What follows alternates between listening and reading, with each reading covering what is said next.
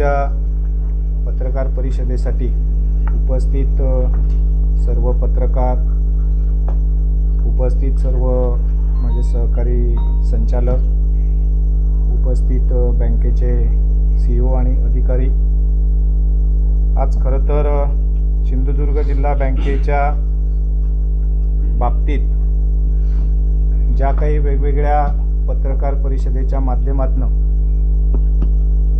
काही आरोप केले गेलेत त्याचं उत्तर देण्यासाठी आज या ठिकाणी पत्रकार परिषदेचं आयोजन करण्यात आलेलं आहे। सिंधुदुर्ग जिल्हा मध्यवर्ती सहकारी बँक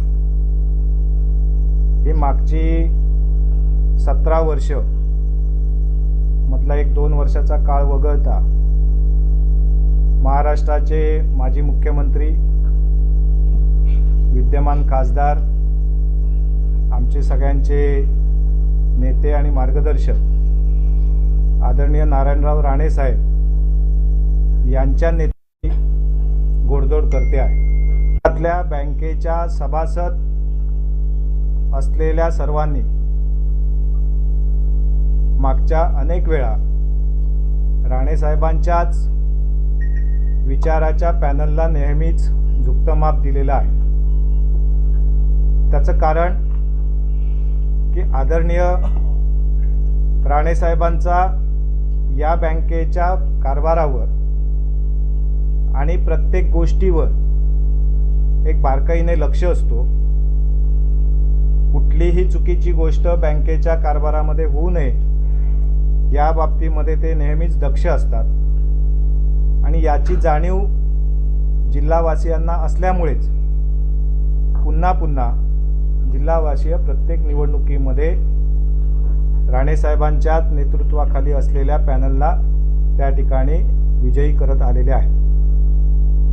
आता मी चेअरमन म्हणून या ठिकाणी कार्यरत असताना आपल्यालाही सगळ्यांना माहिती आहे की आदरणीय राणे साहेबांनी त्या ठिकाणी जबाबदारी दिली आणि तेव्हापासून आम्ही मागची 4 वर्ष माझ्यासोबत उपाध्यक्ष म्हणून आदरणीय काशेकरजी आणि त्यांच्यासोबत माझे सगळे सहकारी संचालक,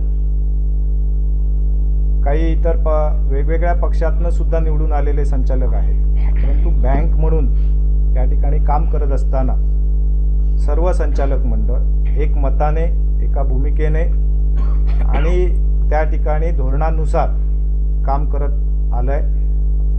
आणि हे निर्णय घेत असताना, कुठल्याही पद्धतीचे निर्णय घेत असताना आम्ही त्या ठिकाणी राणे साहेबांच्या निदर्शनास प्रत्येक गोष्ट मी आणत असतो। त्यांच्या सिग्नल नंतरच त्याच्या संदर्भातले निर्णय होत असतात आणि त्यांचा नेहमी एक भूमिका राहिलेली आहे की या जिल्ह्यातल्या बेरोजगारांना, तरुणांना, उद्योजकांना सुद्धा घडवण्याचं काम या ठिकाणी शेतकऱ्यांची बँक म्हणून ओळख असलेल्या जिल्हा बँकेने केलं पाहिजे। आणि त्या दृष्टिकोनातनं केंद्रात मंत्री, MSMEचे मंत्री असताना सुद्धा त्यांनी देशभरामधली पहिली जिल्हा बँक की ज्याला पंतप्रधान रोजगार निर्मिती कार्यक्रम, मुख्यमंत्री रोजगार निर्मिती कार्यक्रम यासारख्या शासनाच्या योजनांचा सुद्धा त्या ठिकाणी ॲप्लिकेशन करून दिलं। याच्या मागचा उद्देशच हा होता की या जिल्ह्यामध्ये नवीन उद्योजक घडले पाहिजेत। कारण आपल्यालाही माहिती आहे की अनेक वेळा जिल्ह्यातल्या काही लोकांकडून प्रश्न उपस्थित केले जात असायचे की आपल्या जिल्ह्यामधल्या बँकेचा कर्ज पुरवठा हा बाहेरच्या जिल्ह्यातल्या शेती व्यवसायाला किंवा प्रक्रिया उद्योगाला का केला जातोय। कारण आपल्या जिल्ह्यामध्ये अशा प्रकारचे मोठे उद्योग कार्यरत नसल्यामुळे, पुढे येत नसल्यामुळे, उद्योजक पुढे येत नसल्यामुळे बँकेचा व्यवसाय टिकला पाहिजे, बँक वाढली पाहिजे, बँकेचा नफा वाढला पाहिजे, यासाठी ठेवीमधल्या रकमा ह्या कर्ज स्वरूपामध्ये त्या ठिकाणी राज्यातल्या वेगवेगळ्या जिल्ह्यांमध्ये चांगल्या उद्योगांसाठी, साखर निर्मिती असतील, इथेनॉल निर्मिती असेल किंवा इतर काही प्रक्रिया मोठे उद्योग असतील, या उद्योगांना राज्य बँक किंवा त्या जिल्ह्यातल्या जिल्हा बँका यांना सोबत घेऊन कन्सोर्शियममध्ये त्या ठिकाणी पतपुरवठा केला जातो की ज्याद्वारे मिळणारा उत्पन्न हा बँकेसाठी येतो, जिल्ह्याच्या आपल्या नफ्यामध्ये, जिल्हा बँकेच्या नफ्यामुळे त्यामुळे वाढ होत आलेली आहे.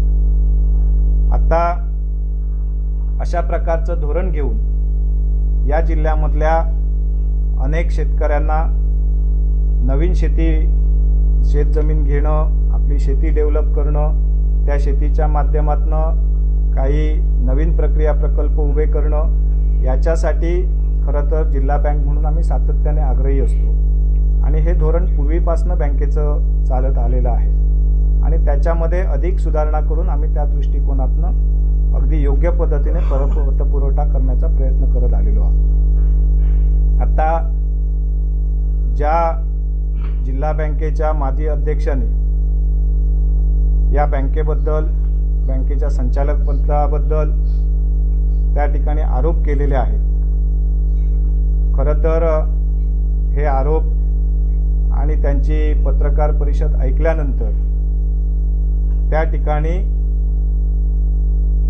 त्यांनी चेअरमन म्हणून नेमकं काय शिकले, चेअरमन म्हणून काम करत असताना नेमकी कुठल्या गोष्टींचा त्यांनी अभ्यास केला होता, याचा सुद्धा विचार खऱ्या अर्थाने करण्याची गरज निर्माण झालेली आहे. मागच्या पत्रकार परिषदेनंतर खरं तर आम्ही तात्काळ उत्तर देणं अपेक्षित होतं. अनेक पत्रकार बंधू असतील किंवा या जिल्हावासी असतील, अनेकांचे त्या ठिकाणी फोन येत होते की आपण या पत्रकार परिषदेला उत्तर द्या, परंतु या खुर्चीला सुद्धा त्या ठिकाणी एक आचारसंहिता आहे. बँकेकडे असलेल्या ठेवीदाराची कुठलंही नाव किंवा त्याची ठेव रक्कम ही उघड करू नये. कुठल्याही कर्जदाराचा कर्ज रक्कम आणि त्याचे कर्ज व्यवहार हे तो कर्जदार सोडून अन्य कोणाला उघड करू नये, अशा प्रकारचं एक बेसिक आचारसंहिता ही चेअरमन, पूर्ण संचालक मंडळ आणि बँकेचे अधिकारी वर्ग यांना कायमस्वरूपीची असते आणि हीच आचारसंहिता आम्हाला सुद्धा लागू होती. आणि म्हणून त्या ठिकाणी जोपर्यंत मग पत्रकार परिषद घेणारे असो किंवा अन्य कोणी असो, जोपर्यंत ते आमचे कर्जदार आहेत तोपर्यंत आम्ही त्याचा कर्जाचा तपशील उघड करू शकत नव्हतो. आणि म्हणून त्या जबाबदारीचं भान लक्षात ठेवून, बँकेची ध्येय धोरणं आणि हित लक्षात ठेवून त्या ठिकाणी आम्ही तो संयम पाळलेला होता. त्यानंतरच्या काळामध्ये हायकोर्टाने, मुंबई हायकोर्टाच्या कोल्हापूर खंडपीठाने त्या ठिकाणी कर्जदाराला ऑर्डर केली. कर्जदार म्हणून राजन तेलींचा मुलगा प्रथमेश तेली आणि सर्वेश तेली हे दोघेजण त्या ठिकाणी कर्जदार आणि स्वतः राजन तेली आणि त्यांची पत्नी ही सहकर्जदार आहेत. त्यांना कोर्टाने ऑर्डर केली की हे कर्ज आपण त्या ठिकाणी 10 नोव्हेंबरपर्यंत पूर्ण पेड करा. खरं तर त्यांनी माझ्या माहितीनुसार त्याच्या अगोदर पत्रकार परिषद घेतलेली होती आणि त्याच्यानंतर कोर्टाने त्यांना ऑर्डर केली की पूर्ण पेड करा. त्यांनी त्या ठिकाणी त्या संदर्भात ॲफिडेव्हिटसुद्धा दिलेलं होतं की आम्ही त्या तारखेला ती रक्कम पूर्ण पेड करू, परंतु त्यांनी ती पूर्ण पेड केली नव्हती. त्याच्यानंतर पुन्हा मुदतवाढ मागितली. कोर्टाने त्यांना पुन्हा 4 आठवड्याची मुदतवाढ दिली आणि काल त्यांनी पूर्ण त्या ठिकाणी कर्जपेड ही 9 डिसेंबर 2025 रोजी त्या ठिकाणी केली. आणि म्हणून आता त्याच्यानंतरच्या पत्रकार परिषदेला आम्ही स्पष्टपणे त्याचा सगळा तपशील आपल्यासमोर मांडत आहोत की या सगळ्या पत्रकार परिषदेच्या माध्यमातून त्यांनी ज्या गोष्टी मांडल्या आहेत त्याचं मूळ कारण नेमकं काय आहे हे सुद्धा सगळ्यांना खरं तर समजण्याची गरज आहे. त्यांनी त्या ठिकाणी साधारणतः 2021च्या शेवटच्या टप्प्यात जून 2021ला 9,60,00,000 रुपयाचं कर्ज जिल्हा बँकेकडनं सिंधुदुर्ग जिल्ह्यामधल्या एका जमीन खरेदीसाठी, शेत जमीन खरेदीसाठी घेतलेलं होतं। आणि हे कर्ज घेतल्यानंतर त्यावेळी त्या कर्जाच्या मंजुरीच्या वेळी त्यांना 2 वर्ष फक्त व्याज भरणं आणि त्यानंतर त्यांनी कर्जाचा हप्ता भरणं अपेक्षित होतं। परंतु हे कर्ज घेतल्यानंतर त्यांनी त्या ठिकाणी व्याजाची रक्कमसुद्धा परतफेड करता येत नाही आहे, अशा प्रकारचा त्या ठिकाणी मुद्दा उपस्थित केला। खरं तर प्रोजेक्ट रिपोर्टमध्ये असं दाखवलेलं होतं की सुमारे 1.25 कोटीपेक्षा जास्त रक्कम आपल्याला त्याच्या शेती उत्पन्नातून मिळेल आणि आपण कर्ज परतफेड करू, परंतु ते करू शकले नाही। आणि मग त्यांनी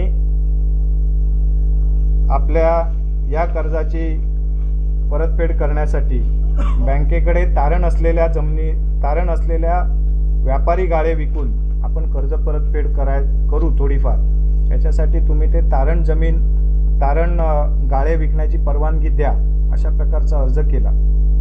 आणि हा अर्ज 2021 मध्ये झाला होता। 2022च्या पहिल्या महिन्यामध्ये, म्हणजे जेव्हा आमचं संचालक मंडळ अस्तित्वात आलं तेव्हा आम्ही पहिल्याच टप्प्यामध्ये त्यांना त्या ठिकाणी हे गाळे विकण्याची परवानगी दिली आणि ते गाळे विकून त्याचे पैसे कर्ज खात्यात भरण्याची परवानगी दिली। आणि त्याच वेळी त्यांनी बँकेकडे अजून एक अर्ज केला की आपण दिलेला जो व्याजदर आहे बँकेने, कारण त्यांना ज्यावेळी जून 2021 मध्ये हे कर्ज मंजूर झालेलं होतं त्यावेळी या कर्जाचा व्याजदर 15% होता आणि तो व्याजदर आपल्याला परवडत नाही, त्याच्यामुळे माझं मोठं आर्थिक नुकसान होत आहे, त्यामुळे आपण हा व्याजदर आम्हाला कमी करून द्यावा की जेणेकरून माझा आर्थिक ताण कमी होईल, अशा प्रकारचा बँकेकडे अर्ज। याच संचालक मंडळाने त्यांना व्याजात सवलत दिली आणि जवळपास एकूण 43,20,000ची सवलत ही बँकेकडनं त्यांना या कर्ज रकमेच्या पोटी दिली गेली। तरीसुद्धा गाळे विकूनही पैसे बँकेकडे भरले गेले नाहीत। व्याजाची सवलत देऊन सुद्धा बँकेचं कर्ज वसूल होत नव्हतं आणि म्हणून जेव्हा हे कर्ज थकबाकी झालं त्यावेळी त्याच्यावरची कायदेशीर कारवाई सुरू करण्याशिवाय बँकेकडे कुठलाही पर्याय उपलब्ध नव्हता। आणि या संदर्भात जेव्हा त्यांना बँकेने रीतसर पहिली नोटीस दिली आणि त्यांना सांगितलं की तुमचं थकबाकी असलेलं कर्ज त्या ठिकाणी पूर्णफेड करण्यासाठी आपण पावलं उचला। खरं तर 21 डिसेंबर 2023ला हे खातं थकबाकी झालेलं होतं, NPAत गेलेलं होतं आणि म्हणून बँकेने सातत्याने त्यांना त्याच्यानंतरच्या काळामध्ये पाठपुरावा चालू ठेवलेला होता। आणि तो चालू ठेवल्यानंतरही जेव्हा कर्जदार म्हणून आणि थकबाकीदार म्हणून त्यांचा बँकेला कोणताच रिस्पॉन्स मिळेना, बँकेला सदरचं कर्ज वसूल करण्यासाठी कायदेशीर पावलं उचलणं गरजेचं वाटलं, तेव्हा बँकेने पहिल्यांदा त्या ठिकाणी सहकार न्यायालयामध्ये दावा दाखल केला। कारण की जेव्हा मार्च 2023ला त्यांनी शेवटपर्यंत सांगितलेलं होतं बँकेला की मी मार्चच्या शेवटच्या दिवशी हे पैसे पूर्ण पेड करतो, परंतु त्यांनी त्यावेळी थकबाकी पूर्ण पेड केली नाही आणि जवळपास हजारो थकबाकीदारांची इतक्या वर्षातली सगळी थकबाकीची रक्कम ही 80 कोटीच्या घरात होत होती। आणि ह्या एकाच कर्ज खात्यामुळे आमचा NPA हा जवळपास 92 कोटीच्या पुढे गेला। म्हणजे एकाच कर्ज खात्यामुळे आमची बँकेचा बॅलन्स शीटमधला NPA ची वाढ ह्या एकाच कर्ज खात्यामुळे झाली। आणि त्यामुळे त्यानंतर नाबार्ड असेल किंवा RBI असेल या सगळ्या यंत्रणेकडनं बँकेला विचारणा केलं गेलं की याच्यावर आपण का कारवाई करत नाही। आणि म्हणून मग बँकेला सगळ्याच ज्या न्यायालयीन बाजू आहेत त्या पुढे पार पाडाव्या लागल्यात आणि कायदेशीर कारवाईची पावलं उचलावी लागली। या कायदेशीर कारवाईची पावलं उचलत असताना सुद्धा त्या ठिकाणी त्यांनी अशी भूमिका घेतली की आम्ही हे कर्जच घेतलेलं नाही, आम्ही हे कर्ज अशा प्रकारचं त्याचं मिसयुटिलायझेशन केलेलं नाही. अनेक ज्यावेळी बँकेने चौकशी केली, त्याची तपासणी केली, कारण जोपर्यंत एखादा कर्जदार हा NPA होत नाही तोपर्यंत त्याची डिटेल इन्क्वायरी बँकेला करता येत नाही. परंतु हे खातं थकबाकी झाल्यामुळे बँकेला डिटेल इन्क्वायरी करावी लागली आणि डिटेल इन्क्वायरी केल्यानंतर असं लक्षात आलं की ह्या कर्जाचं मिसयुटिलायझेशन झालेलं आहे. या संदर्भात आम्ही सहकार न्यायालयात दावा केला आणि तो दावा केल्यानंतर कर्जदाराच्या विरुद्ध आणि बँकेच्या बाजूने ह्या दाव्याचा निर्णय झाला आणि त्याच्यामध्ये त्या ठिकाणी सहकार न्यायालयाने पूर्ण रक्कम ही कर्जदाराने भरण्यासंदर्भातली ऑर्डर केली आणि त्याच्या संदर्भात अपिलेट कोर्टामध्ये अपील झालं. तिथे त्यांनी सातत्याने तारखा घेतल्या, तिथे त्यांनी सुनावणी झाली, तिथेही त्यांच्या विरोधात निर्णय झाला, कोर्टात गेले.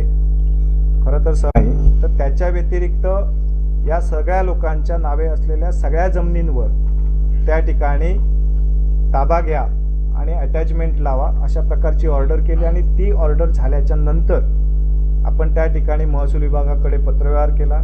त्यांच्या सिंधुदुर्गातल्या आणि रायगड जिल्ह्यातल्या सगळ्याच प्रॉपर्टीवर त्या ठिकाणी अटॅचमेंट झाली आणि कोर्टाने ऑर्डर केलेली होती की तुम्हाला कुठलीही प्रॉपर्टी विकता येणार नाही जोपर्यंत सिंधुदुर्ग जिल्हा मध्यवर्ती सहकारी बँकेचं थकबाकी कर्ज आपण भरत नाही. आणि असा कोर्टाचा निर्णय झालेला असताना सुद्धा त्या ठिकाणी आपली बँकेची रक्कम भरणा होत नव्हती आणि म्हणून त्या ठिकाणी पुढची जप्तीची कारवाई सुरू करण्यासाठी पावलं बँकेने उचलली. त्यावेळी त्याच्यातली काही रक्कम त्यांनी भरणा केली आणि त्यानंतर पुन्हा त्यांनी अपिलेट कोर्टाकडे जमीन विकण्याची परवानगी मागितली. अपिलेट कोर्टाने त्यांना काही काळाची संधी दिली, परंतु तरीसुद्धा ते भरू शकले नाहीत. शेवटी हायकोर्टामध्ये ही केस गेली आणि हायकोर्टाने त्यांना पूर्ण रक्कम, कुठली तरी एखादी जमीन विका आणि पूर्ण रक्कम भरा अशा प्रकारची ऑर्डर केली आणि त्याच्यातनं त्यांना ही पूर्ण रक्कम बँकेला भरावी लागली. आणि या सगळ्यातनं आम्ही दिलेल्या 9,49,98,60,000 कर्जाच्या अगेन्स्ट त्यांना 15,29,60,000 एवढी व्याजासह आणि सगळ्या दंड रकमांसह ह्या रकमा भराव्या लागल्यात. आणि हे करत असताना कर्जदार म्हणून बँकेने जे सहकार्य करणं अपेक्षित होतं ते त्या पातळीवर बँकेने केलेलं होतं. संचालक मंडळाने सुद्धा त्यांना कर्ज भरण्यासाठी ज्या काही सवलती त्यांनी वेळोवेळी मागितल्या त्या सवलती बँकेने त्यांना दिलेल्या होत्या. असं असताना सुद्धा त्यांनी कर्ज परतफेड करण्यासाठी जी टाळाटाळ केली, जो विलंब केला, त्याच्यामुळे शेवटी न्यायालयीन दावे करावे लागलेत आणि त्याच्यातनं ह्या ऑर्डर झाल्यानंतर त्यांना कर्ज भरावं लागलं. आणि खरं तर त्याच्यानंतर या सगळ्यातनं जिल्हा बँकेवर राग काढण्यासाठी, राजकीय द्वेषापोटी आणि आपल्याला बँकेला त्रास द्यायचा आहे अशा प्रकारची भूमिका घेऊन त्यांनी त्या ठिकाणी वेगवेगळ्या पद्धतीने पत्रकार परिषदेच्या माध्यमातून बँकेवर आरोप करण्याचा प्रयत्न केला. खरं तर स्वतः कर्ज घेतलेलं असेल तर स्वतःच्या कर्जा व्यतिरिक्त आपण बँकेच्या दुसऱ्या कुठल्याही कर्जदाराच्या कर्ज खात्यासंदर्भात माहिती ही मीडियाच्या माध्यमातून प्रसिद्ध करण्याचे अधिकार कोणाला दिलेले नाहीत. कालच्या पत्रकार परिषदेमध्ये त्यांनी बँकेचा लोगोसुद्धा वापरलेला आहे. या सगळ्या संदर्भात आवश्यक ती कायदेशीर कारवाई निश्चितपणे आम्ही करणार आहोत. खरं तर या जिल्ह्यामधल्या उद्योजकांसाठी, शेतकऱ्यांसाठी आणि महिलांसाठी कर्ज देत असताना त्यांची बॅलन्स शीट बघून आजपर्यंतच्या इतिहासामध्ये जिल्हा बँकेने कधी कर्ज पुरवठा केला नाही. कारण जर बॅलन्स शीट बघून कर्ज पुरवठा केला तर मला वाटत नाही की या जिल्ह्यामध्ये 10% सुद्धा त्या ठिकाणी नवीन उद्योजक उभे राहू शकतील. आणि म्हणून पूर्णतः विश्वासाने आणि या जिल्ह्यातील उद्योजक घडावा, या जिल्ह्यातला शेतकरी उभा राहावा या दृष्टिकोनातनं बॅलन्स शीट न बघता ज्याची बॅलन्स शीट कमकुवत आहे त्याची बॅलन्स शीट अधिक सक्षम करण्यासाठीच बँक त्याच्या पाठीशी उभी राहते आणि हीच भूमिका घेऊन त्या ठिकाणी आजपर्यंत बँकेने पतपुरवठा केलेला आहे. कालच्या पत्रकार परिषदेमध्ये त्यांनी बॅलन्स शीटचा आणि काही कर्जदारांच्या लायकीचा, त्यांच्या क्षमतेचा उल्लेख केला. खरं तर या क्षमतेचा, या लायकीचा आणि या बॅलन्स शीटचा जर विचार 2021मध्ये यांना कर्ज देताना बँकेने केला असता, कारण त्यावेळेच्या बॅलन्स शीटसुद्धा आम्ही काल बघितल्या, त्यावेळी असं लक्षात येतं की खरं तर त्यांनासुद्धा कर्ज देण्यासाठी ते पात्र नव्हते. परंतु कर्जाची परतफेड हा आणि त्याची तारण व्यवस्था या गोष्टीची खातरजमा करून बँक पतपुरवठा करत असते आणि त्याच्यातनं आजपर्यंत सगळे कर्जदार हे बँकेबरोबर असलेल्या संबंधांवर, त्या ठिकाणी बँकेने केलेल्या मदतीची जाणीव ठेवून वेळेत आमच्याकडे कर्ज परतफेड करत असतात.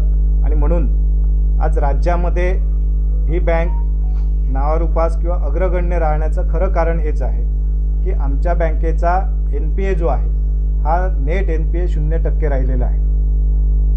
ग्रॉस NPA सुद्धा हा कधी 3%च्या पुढे जात नाही. आणि हीच खरं तर आमच्या या सिंधुदुर्गवासियांनी बँकेला दिलेली साथ आहे. आणि म्हणून याच मुद्द्यामुळे बँक पहिल्या 3 क्रमांकाच्या यादीमध्ये सातत्याने राहते. त्याचं खरं कारण हे आहे. आणि म्हणून नेहमीच थकबाकीदारावर कुठल्याही प्रकारची दयामाया न दाखवता योग्य मार्गाने त्याची कर्जवसुली करणं ही भूमिका आम्ही बँकेने सातत्याने ठेवली आणि तीच भूमिका आम्ही त्यांच्या बाबतीत ठेवलेली होती. आता कर्ज घेतल्यानंतर सुद्धा जर कर्ज परतफेड करायची नाही आणि त्या ठिकाणी आपण दुसऱ्यांना दरोडेखोर म्हणणार असू, तर अशा एखाद्या प्रशिक्षित दरोडेखोराने बँकेवर अशा प्रकारचे आरोप करणं ही खरं तर हास्यास्पद गोष्ट आहे. राजकीय द्वेष, राजकीय राग मनीष दळवी म्हणून वैयक्तिक मनीष दळवीवर असेल, पालकमंत्री म्हणून नितेशजी राणे यांच्यावर असेल, तो काढण्याचा, राजकीय द्वेष काढण्याची जागा ही जिल्हा बँक नाही. खरं तर काल आदरणीय निलेशजी राणेसाहेब यांनी त्या ठिकाणी एक ट्विट केलं आणि त्या ठिकाणी त्यांनी आपली भूमिका स्पष्ट मांडली आहे. ते जर आदरणीय निलेश राणेसाहेबांचं नेतृत्व मानत असतील तर त्यांनी त्यांचा सल्ला ऐकावा. राजकीय आरोप प्रत्यारोप हे राजकीय प्लॅटफॉर्मवर येऊन करावेत, कारण ही जिल्हावासियांची बँक आहे. जिल्हावासियांनी त्यांच्या कष्टातनं कमवलेला रुपया या ठिकाणी डिपॉझिट म्हणून ठेवलेला आहे. आणि या 42-43 वर्षाच्या वाटचालीमध्ये आज ही बँक एवढा छोटासा जिल्हा असून सुद्धा रत्नागिरी जिल्ह्यातनं वेगळं झाल्यानंतर आज आपण रत्नागिरी, रायगड यासारख्या जिल्ह्यांना मागे टाकून जिल्हा बँक पुढे जाते. हे खरं तर जिल्हावासियांसाठी एक अभिमानाची गोष्ट आहे. 4,000 कोटीचा व्यवसायाचा टप्पा हातात चालू असताना आम्ही जबाबदारी हातात घेतली आणि आज 4 वर्षाचा टप्पा आमचा पूर्ण होत असताना आम्ही तो 4,000 कोटीचा टप्पा 7,000 कोटीच्या पुढे घेऊन जाण्यामध्ये यशस्वी होतो आहे. याचा अर्थ की आम्ही योग्य पद्धतीने आणि पारदर्शकपणे कारभार करतो. कुठल्याही चुकीच्या पद्धतीचा कर्जव्यवहार आम्ही करत नाही. आणि हे सगळं करत असताना जो ठेवीदारांचा आणि जिल्हावासियांचा आमच्यावर विश्वास आहे, त्याच्यामुळेच हा जिल्हा छोटासा असतानासुद्धा त्या ठिकाणी इतक्या मोठ्या प्रमाणामध्ये बँकेची उलाढाल वाढते. आणि राज्यातल्या कुठल्याही जिल्हा बँकेचा इतक्या टक्क्याने व्यवहार वाढत नाही, व्यवसाय वाढत नाही, तेवढा व्यवसाय आपला जिल्हा बँकेचा वाढतो आहे. ही जिल्ह्यासाठी एक अभिमानाची गोष्ट आहे. म्हणून राजकीय रोष, राजकीय आरोप प्रत्यारोप करण्यासाठी आणि त्याला सामोरं जाण्यासाठी मनीष दळवी म्हणून मी सक्षम आहे. कारण आपल्याला जिल्हावासियांना माहिती असेल, हे सगळे राग जो आत्ता बाहेर येतो आहे हा आत्ताचा नाही आहे. 2014 पासून अनेक राजकीय घडामोडी झाल्या आहेत, ज्याच्यामध्ये प्रत्येक ठिकाणी त्यांचा पराभव झाला आहे आणि त्याच्यातनं व्यथित होऊन त्यांचं आता मानसिक संतुलन बिघडल्याच्या अवस्थेपर्यंत ते आलेले आहेत. आणि म्हणून ते अशा पद्धतीची पत्रकार परिषदा सातत्याने घेत आहेत. या माध्यमातून माझी त्यांना विनंती राहील की बँकेला आणि जिल्ह्याला या ठिकाणी आपल्या वादामध्ये ओढण्याची गरज नाही. तुम्हाला राजकीय जे काय आरोप प्रत्यारोप करायचे असेल ते आपण समोरासमोर येऊन करा, त्याचं उत्तर देण्यासाठी आम्ही सक्षम आहोत। परंतु अनेकांच्या आयुष्यभराच्या योगदानातनं ही उभी राहिलेली संस्था आहे, ही उभी राहिलेली बँक आहे, जी आज राणेसाहेबांच्या नेतृत्वाखाली त्या ठिकाणी राज्यामध्ये डौलाने पुढे जाते आहे। देशामध्ये याचं नावलौकिक आहे। अनेक मार्किंगमध्ये, अनेक त्या ठिकाणी स्पर्धांमध्ये बँक अव्वल राहिलेली आहे। त्यामुळे बँकेवर जर खऱ्या अर्थाने आपण जे पत्रकार परिषदेत सांगतात की आमची बँकेवर प्रेम आहे, बँकेबद्दल आम्हाला आस्था आहे, आणि ती जर असेल तर या सगळ्या वादामध्ये बँकेला ओढण्याची गरज नाही, कारण बँकेमध्ये कुठलाही चुकीचा व्यवहार होत नाही आणि तो व्हायला आम्ही देणार नाही आणि तो आम्ही कुठल्याही पद्धतीने करणार नाही। कारण या बँकेवर जिल्हावासियांचा विश्वास आहे आणि ही जिल्हावासियांची बँक आहे। त्यांनी उभी केलेली, त्यांच्या सगळ्यांच्या सहकार्यातून उभी राहिलेली बँक आहे। याला एक उज्ज्वल अशा प्रकारचा इतिहाससुद्धा आहे आणि तो इतिहास कायम ठेवून त्या ठिकाणी राज्याला, देशाला अभिमान वाटेल आणि जिल्हावासियांनासुद्धा अभिमान वाटेल अशा प्रकारचं काम करण्याची जबाबदारी आम्ही खांद्यावर घेतलेली आहे आणि त्या दृष्टिकोनातून आम्ही सगळं संचालक मंडळ आम्ही काम करतो आहोत।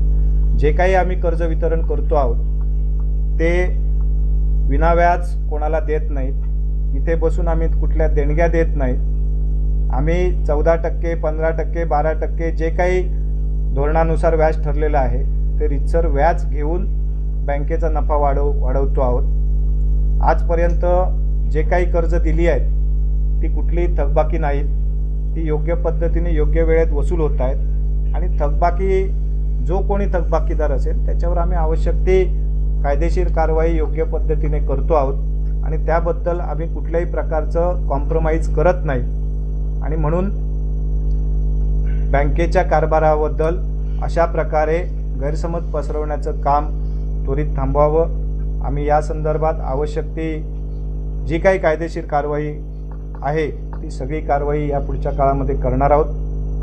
बँकेबद्दल तुम्हाला जे काही तक्रारी असतील त्या त्यांनी आमच्याकडे स्वतः लेखी स्वरूपात यापूर्वी वर्ष, दीड वर्ष सातत्याने केलेले आहेत, वेगवेगळ्या स्तरावर केलेले आहेत, त्याची उत्तरं त्यांना योग्य पद्धतीने दिली गेलेली आहेत आणि जर त्या उत्तरातनं ते समाधानी नसतील तर ज्या ठिकाणी त्यांना न्याय मिळेल असं वाटतं त्या ठिकाणी त्यांनी अर्ज करावेत, त्याच्याबद्दल आमचं काही दुमत नाही।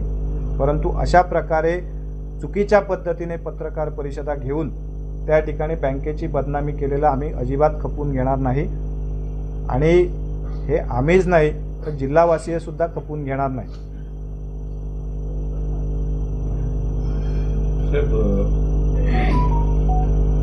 दुसऱ्या पुरुषावर आरोप करताना त्याने जो काही ॲफिडेव्हिट सादर केले त्याच्यामध्ये असं म्हटले स्थावर मालमत्ता जी त्यांनी गहाण ठेवली त्याच्या 10 पट कर्ज देण्यात आलं असं त्याने एक आरोप करताना काही पुरावे सादर केले, याबद्दल काय? याबद्दल सुद्धा आपल्याला मी सांगू इच्छिन की काल ज्या पद्धतीने 7/12 त्याचे फेरफार दाखवून दिशाभूल करण्याचा जो प्रयत्न झाला आहे, मुळात कर्ज कोणी घेतलं आहे, किती घेतलं आहे, कुठल्या कारणासाठी घेतलं आहे, त्याच्यासाठी अधिक काय काय तारण व्यवस्था आहे, बँकेचं धोरण काय आहे याची पहिली माहिती घेणं आवश्यक होतं। ती कुठल्याही पद्धतीची माहिती न घेता 7/12 दाखवून आपण दरोडा पडला अशा प्रकारची बोंब मारत जाणं हे निश्चितपणे चुकीचं आहे। कारण आम्ही जे काही कर्ज दिलेलं आहे ते मशीन खरेदीसाठी एका ड्रेजिंग कंपनीला दिलेलं आहे, जिल्ह्यातल्या ड्रेजिंग कंपनीला दिलेलं आहे आणि हे देत असताना ज्या मशीन येणार आहेत त्यांचीच किंमत मुळात 40 कोटी आहे आणि त्या मशीन ह्या आमच्याकडे तारण म्हणून असणार आहेत। परंतु तरीसुद्धा हा व्यवसाय आमच्यासाठी, आमच्या बँकेसाठी कर्ज पुरवठ्यासाठी नवीन असल्यामुळे आम्ही कर्जदाराला विनंती केली की आम्हाला अधिकचं तारण मालमत्ता त्या ठिकाणी द्यावी आणि त्याच्यामध्ये त्यांनी अधिकची तारण व्यवस्था ही 32 कोटी रुपयाची आम्हाला दिली आहे, ज्याच्यामध्ये ज्या 7/12चा त्यांनी उल्लेख केला आहे त्याच्यासाठी आपण 27 कोटी रुपये आणि त्याच्या व्यतिरिक्त अजून एक जमीन की ज्याची किंमत साधारणतः 5 कोटी रुपये आहे, अशी 32 कोटीची ॲडिशनल तारण व्यवस्था ही बँकेने घेतलेली आहे. ही बँकेच्या सुरक्षिततेसाठी ही आम्ही घेतलेली आहे. याच्यामध्ये कर्जापोटी किंवा त्या जमिनीसाठी कर्ज दिलं अशा प्रकारचा कुठलाही विषय नाही.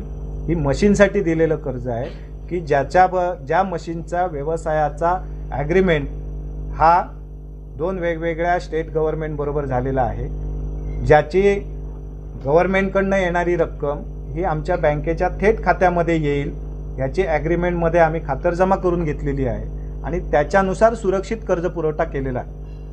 आणि जर जिल्ह्यातला कोणी व्यावसायिक अशा प्रकारचा व्यवसाय करणार असेल आणि त्याची परतफेड सुरक्षितरित्या जर होणार असेल तर कर्ज पुरवठा करण्याबद्दल कुठलीही अडचण नाही. कारण शेवटी जिल्ह्यामध्ये असे व्यवसाय झाले पाहिजेत, उभे राहिले पाहिजेत. त्यामुळे कुठेतरी फक्त अंदाजावर भुई थोपटत जाण्यापेक्षा व्यवस्थितरित्या जर माहिती आमच्याकडनं घेतली असती तर अधिकची माहितीसुद्धा आम्ही त्यांना दिली असती.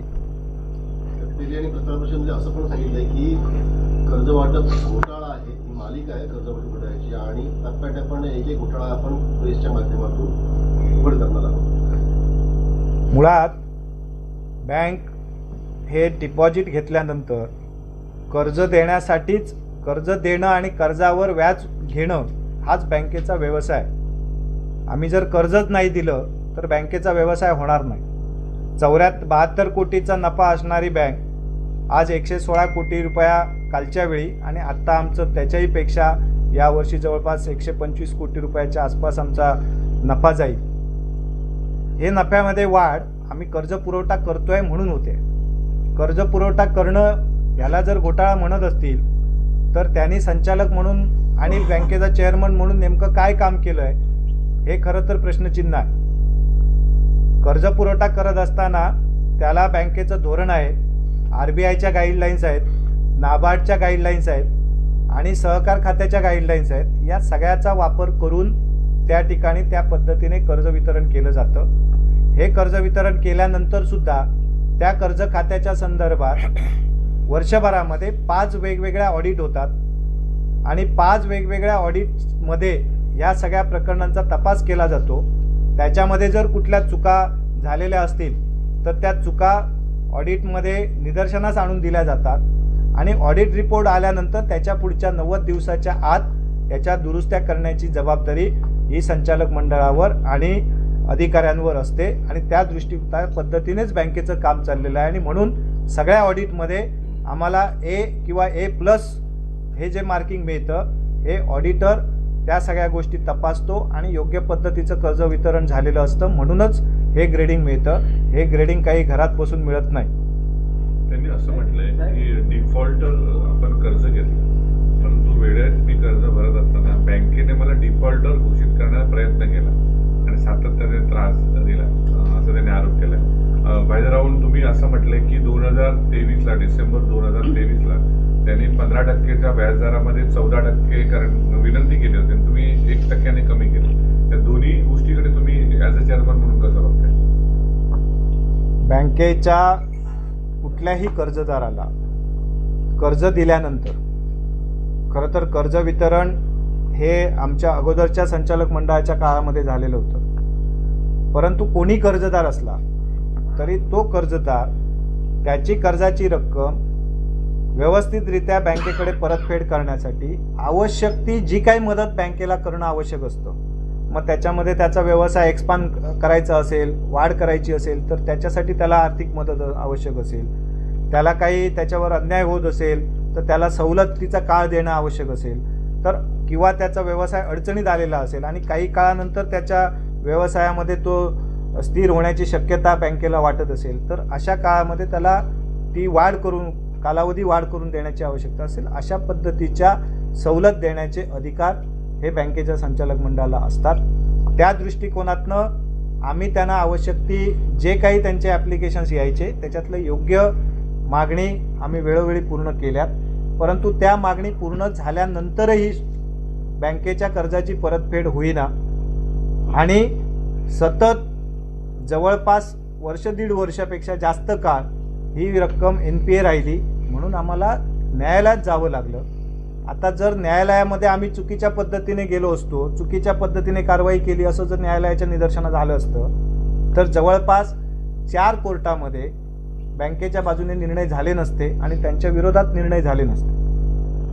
साहेब, असं म्हणायचं आहे का की राजन तेली यांना 2.5 वर्षांमध्ये 9 कोटीच्या कर्जापोटी 15 कोटी एनपी गेल्या महिने भराव्या लागल्या आणि हा राग त्यांनी वैयक्तिक बँकेवर आणि वैयक्तिक मनीष दळवी यांच्यावरती काढलाय का? कारण प्रेसमध्ये त्यांनी असंही म्हटलं की जिल्हा बँकेवरती जे चेअरमन असतात ते 1.5 वर्षानंतर बदलले जातात, मात्र सतत मनीष दळवी जे आहेत ते जिल्हा बँकेत आता ही जी टर्म सुरू आहे त्यापासून मनीष दळवी चेअरमन आहे. मुळात मी सुरुवातीलाच आपल्याला सांगितलं की त्यांना कर्ज घेतल्यानंतर ते मी कर्ज परतफेड करणारच नाही, बँकेला काय ते करून घेऊन दे, अशा प्रकारच्या ज्या वल्गना याच्या पूर्वीच्या सुद्धा काळामध्ये त्यांनी केल्या आहेत त्याचं उत्तर कोर्टाच्या ऑर्डरने त्यांना मिळालं. कर्ज घेतल्यानंतर मग तो कोणी असो सगळ्यांना समान न्याय असतो. या बँकेमध्ये मग ते संचालक म्हणून संचालकांनी घेतलेलं कर्ज असो, त्यांच्या नातेवाईकांनी असो किंवा सामान्य कर्जदारांनी असो, प्रत्येकाला न्याय सारखाच असतो. याच्या संदर्भात त्यांना हे कर्ज पूर्ण व्याजासह भरावं लागलं याचा खरं तर त्यांच्या मनामध्ये मोठा राग आहे आणि त्यामुळेच बँकेला बदनाम करावं, बँकेला त्रास द्यावा आणि मनीष दळवीला टार्गेट करावं हा त्याच्या मागचा उद्देश आहे. राजकीयदृष्ट्या त्यांच्या आणि आमच्यामध्ये अनेक वेळा मतभेद झालेत, म्हणून मी सुरुवातीला पण सांगितलं की जे काही राजकीय मतभेद असतील त्या राजकीय मतभेदांबद्दल आरोप प्रत्यारोप करण्यासाठी बँकेला मध्ये ठेवण्याची गरज नाही. समोरासमोर आम्ही लढायला सक्षम आहोत आणि तेवढी क्षमता आमच्यामध्ये आहे आणि हे आम्ही वेळोवेळी सिद्ध केलं आहे. आणि म्हणूनच आम्ही स्वतःला मी मत न घालता सुद्धा त्या ठिकाणी मोठ्या मताधिक्याने निवडून आलो आणि त्यांना या ठिकाणी पूर्ण प्रचार करण्याची आणि मतदारांपर्यंत पोहोचण्याची संधी असताना सुद्धा 2 वेळा जिल्हा बँकेमध्ये पराभव पत्करावा लागला. आणि म्हणून ही पात्रता जी आहे ही पात्रता जिल्ह्यातल्या जिल्हावासीय जिल्हा बँकेच्या सभासदांनी ओळखली, म्हणून त्यांना दुसऱ्यांदा आणि तिसऱ्यांदा सुद्धा पराभव पत्करावा लागला आणि ती पात्रता आमची होती आणि म्हणून राणेसाहेबांनी ही काम करण्याची आम्हाला संधी दिली आणि ती पात्रता आहे म्हणून जिल्हावासियांनी विश्वास टाकून आज 4,000 कोटीवरचा व्यवसाय 5 वर्षात फक्त 7,000 कोटीवर नेण्यासाठी मदत केली. ह्या सगळ्या गडबडी राजन तेली म्हणतात की रागाने हे सगळं होतंय, तुम्ही म्हणताय की हे सगळं रागाने होतंय. ह्या गडबडीत जिल्हा बँकेची बदनामी होते. आता तुम्ही तुमच्या नेत्यांची नावं घेतात, ते आपल्या नेत्यांची नावं घेतात. याच्यात सुवर्णमध्य काढण्यासाठी तुमचे नेते प्रयत्न करणार का? काल मला वाटतं आपण जर ट्विट बघितलं असेल आदरणीय निलेशजी राणेसाहेब यांचं करून हे काय प्रश्न सुटणार नाही. तर आणि त्याच्या व्यतिरिक्त त्याच्यापूर्वी सुद्धा मला वाटतं आपल्याच प्रश्नाला सावंतवाडीमध्ये निलेशजींनी एक उत्तर दिलेलं होतं की यापुढच्या काळामध्ये कोणीही कोणावर आरोप प्रत्यारोप करणार नाही आणि या संदर्भातले जे काही विषय असतील ते बसून चर्चा करून सोडवले जातील आणि तशा पद्धतीच्या महायुती म्हणून आम्हाला सूचनासुद्धा होत्या आणि एक कर्जदाराबद्दल त्याच्या कर्ज खात्याबद्दल न बोलण्याची एक आचारसंहिता होती.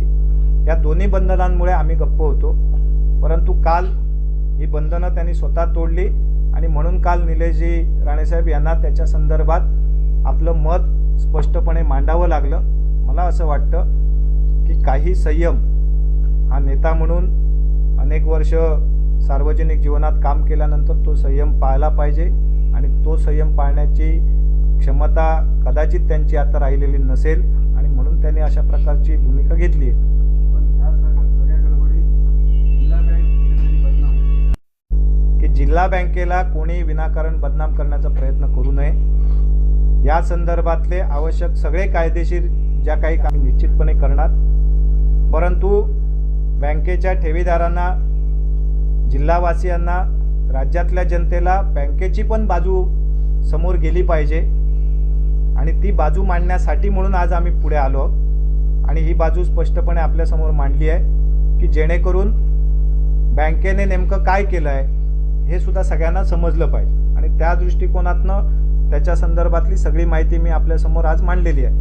तर निलेश राणे साहेबांनी काल ट्विट केलं. त्या ट्विटमध्ये त्यांनी शेवटी म्हटलं की हा प्रश्न बसून सोडवता येऊ शकेल. तुम्ही राजेश देवींना आवाहन करता की बसून हा प्रश्न सोडवूया? मला आवाहन करण्याची आवश्यकता नाही. त्याचं कारण आदरणीय राणेसाहेब असतील, आदरणीय निलेश राणेसाहेब असतील, पालकमंत्री म्हणून नितेश राणेसाहेब असतील, किंवा आमचे सर्वांचे नेते चव्हाणसाहेब असतील, यांनी एखादी आम्हाला सूचना केली की ती सूचना ही आमच्यासाठी ग्राह्य असते.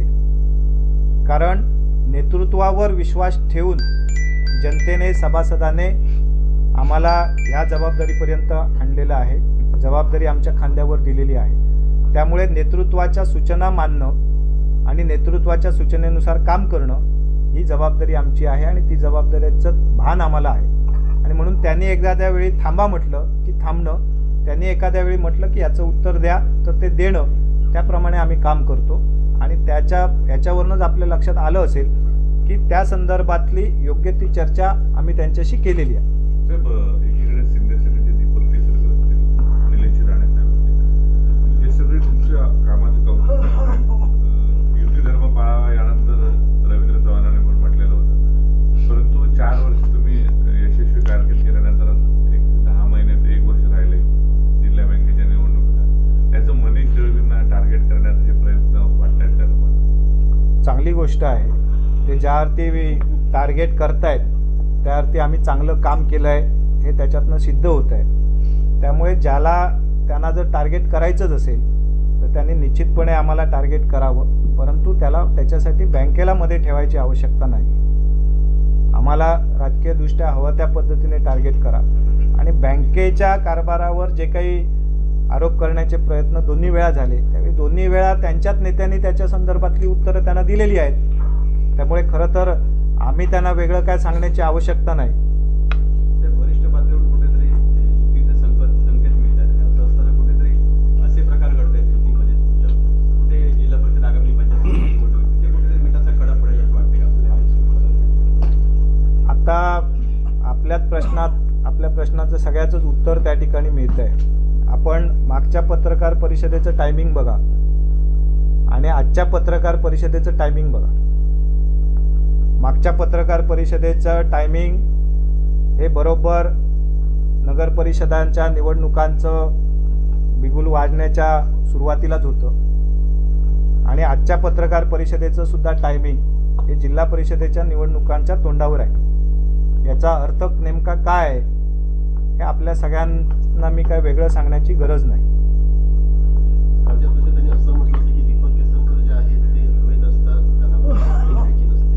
आणि दुसरीकडे बघितलं आपण तर आमदार निलेश राणे यांनी काल केलेलं ट्विट वैयक्तिक अजेंडा नको, त्या दोन्ही आमदारांचं म्हणणं तेही ऐकतील असं वाटतंय. असं पुढे सल्ला दिला गेला. खरं तर आदरणीय दीपकबाई हे संयमी आणि सुसंस्कृत नेते आहेत. म्हणून ते 4 वेळा आमदार झाले आणि म्हणून त्याच मतदारसंघामध्ये यांना किती वेळा पराभव पत्करावा लागला हे सुद्धा तुम्ही विचार करा. आणि आदरणीय निलेशजी राणे साहेब हे एकदा खासदार झालेत आणि पुन्हा एकदा आमदारसुद्धा झालेत. लोकांमधनं जेव्हा आपण निवडून येतो त्यावेळी लोक जेव्हा विश्वास टाकतात त्याचं कारण ती क्षमता आणि ती पात्रता असावी लागते. आणि त्यामुळे त्यांचं ऐकावं की नाही ऐकावं हे त्यांनीच ठरवलं पाहिजे.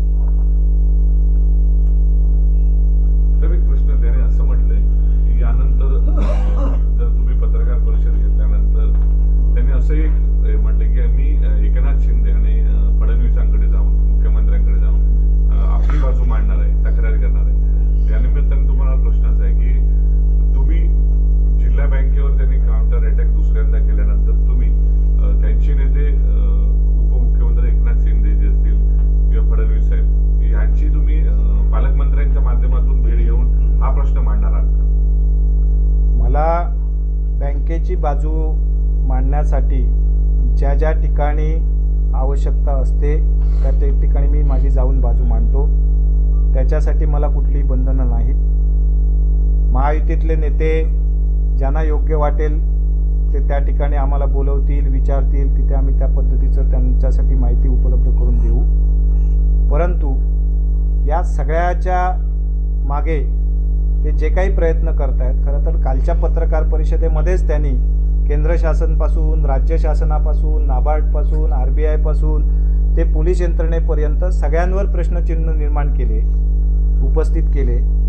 हे प्रश्नचिन्ह उपस्थित का करावे लागतात? कारण तुमच्या तक्रारीमध्ये तथ्य नसतं म्हणून. जर इतक्या सगळ्या यंत्रणेमध्ये जर तक्रारीत तथ्य असलं असतं तर निश्चितपणे बँकेच्या विरुद्ध काहीतरी कारवाई झाली असती.